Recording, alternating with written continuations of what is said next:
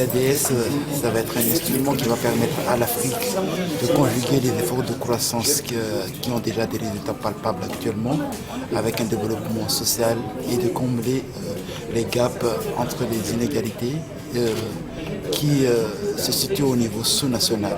C'est là même l'intérêt de cet indicateur et il va apporter de meilleurs résultats en termes de politique économique et sociale en Afrique.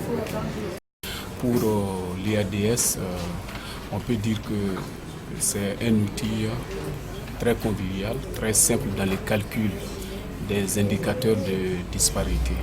Un autre point positif, c'est que ça permet des désagrégations qui vont jusqu'au ciblage rapide des populations exclues des zones à problème. Bon, cependant, je pense que l'outil sera appelé à évoluer pour permettre des analyses beaucoup plus fines. Merci.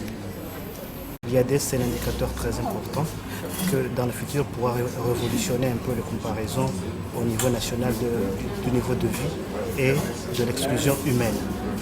Comme on était habitué à utiliser l'IDH, qui porte confusion notamment aujourd'hui avec l'évolution de l'économie et tout ça, donc on était obligé de choisir l'IADS pour pouvoir classer nos régions respectives et le milieu de résidence avec le sexe des personnes vivant au niveau du pays.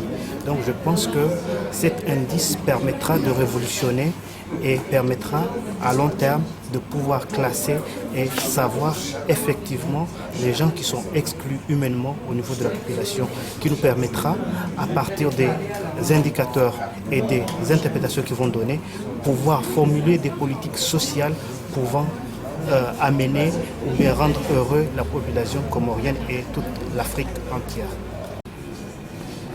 L'IADS est un outil de développement inclusif qui vise à s'assurer que le développement économique se traduise par une création d'emplois significatifs et une amélioration du bien-être des populations du continent.